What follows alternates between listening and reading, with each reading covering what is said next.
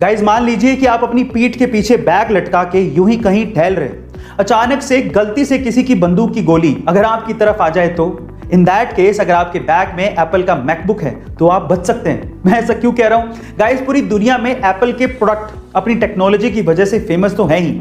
आज मैं आपको इस वीडियो में एप्पल के मैकबुक की खास बात बताने वाला हूं। गाइस एप्पल के मैकबुक, स्पेशली मैकबुक की बैटरी बुलेट प्रूफ है। जी हाँ गाइस, ये प्रूफ हो चुका है कि मैकबुक की बैटरी आपको 9mm राइफल, जो कि बहुत पावरफुल होती है, उसकी गोली से भी बचा सकती है। ऐसी थोड़ी दुनिया में एप्पल के प्रोडक्ट्स का नाम है। हमारी धरती को ब्लू प्लेनेट भी कहा जाता है क्योंकि इसके 70% हिस्से में पानी ही पानी है, लेकिन फिर भी आज इंसान पानी को तरस रहा है। उसके पीछे का कारण यह है कि धरती पर मौजूद 97% पानी इंसानों के पीने के लायक ही नहीं है क्योंकि वो समंदर का पानी है।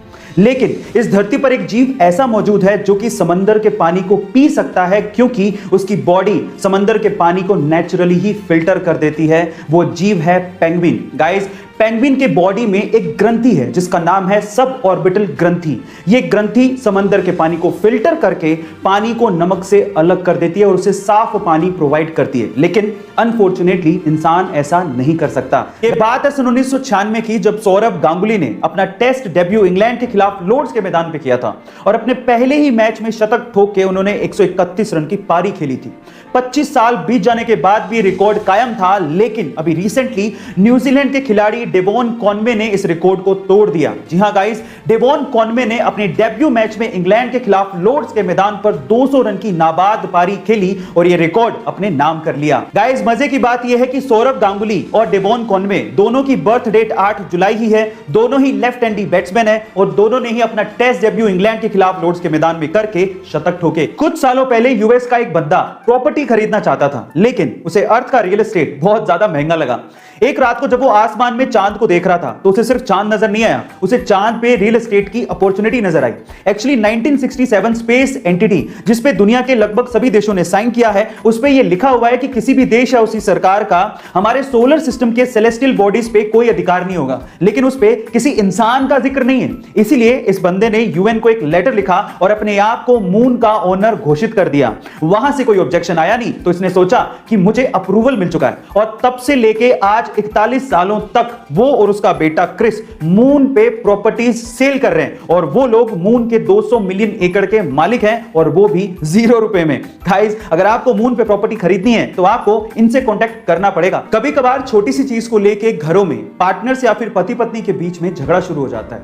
हमारे ओपिनियंस मैच नहीं करते और इसीलिए हम लोग आर्ग्यूमेंट करना शुरू कर देते हैं और सेल्फ कंट्रोल ना होने की वजह से स्थिति बद से बदतर होती चली जाती है। और अगर आप ऐसी सिचुएशन से बचना चाहते हैं तो सबसे पहले जैसे ही आपको महसूस हो कि आर्ग्यूमेंट या झगड़ा शुरू होने वाला है, अपने आप को 10 मिनट के लिए उस सिचुएशन से दूर कर लीजिए और कम से कम 10 मिनट तक आप किसी भी बात का जवाब ना दीजिए और हो सके तो बाथरूम जाइए और उस हाथ से ब्रश कीजिए जनरली जिस हाथ से आप ब्रश नहीं करते हैं, जिससे आपका दिमाग उस प्रॉब्लम को एक नए सिरे से सोचेगा और हो सकता है कि आपको सॉल्यूशन भी मिल जाए और आपका इससे सेल्फ कंट्रोल भी बढ़ना शुरू हो जाएगा। गाइस एक बार आजमा के देखिए, ये मेरा ट्रिक है। ये बात है 1998 की, जब पंकज त्रिपाठी थिएटर के साथ साथ एक होटल में काम भी किया करते थे ताकि उनका खर्चा निकल सके। उसी होटल में सत्ता मूवी के सिलसिले में मनोज वाजपेयी जी एक दिन के लिए रुकने आए, लेकिन जब वो होटल से निकले तो वो अपनी चप्पल रूम में ही भूल गए। वो चप्पल पंकज त्रिपाठी जी ने अपने पास ही रख ली। जब कुछ सालों बाद पंकज त्रिपाठी जी भी सफल हो गए और जब वो मनोज वाजपेयी जी से मिले तो उन्होंने इस इंसिडेंट के बारे में मनोज वाजपेयी जी को बताया और कहा कि उनकी चप्पल उन्होंने रख ली थी। तब मनोज जी ने कहा कि तुमने क्यों रख ली थी? तो पंकज जी ने जो जवाब दिया वो आप लोगों को सुनना चाहिए। पंकज जी ने कहा कि वो मेरे लिए राम की पादुकाएं थी। इतना ज्यादा रिस्पेक्ट वो मनोज वाजपेयी जी को करते हैं। क्रिस्टियानो रोनाल्डो दुनिया भर के करोड़ों फैंस के लिए एक बहुत बड़ी इंस्पिरेशन है और ये बंदा भी अपने फैंस के लिए अपनी रिस्पॉन्सिबिलिटी को बहुत अच्छे से निभाता है। कैसे? हाल ही में यूरो 2020 मैच से पहले प्रेस कॉन्फ्रेंस में जैसे क्रिस्टियानो रोनाल्डो पहुंचे, उन्होंने नोटिस किया कि माइक के पास 2 सॉफ्ट ड्रिंक की बोतल्स रखी हुई हैं। तो उन्होंने तुरंत उन सॉफ्ट ड्रिंक की बोतल्स को हटाया और कैमरे के सामने पानी की बोतल को पकड़ के ये कहा, ड्रिंक वाटर।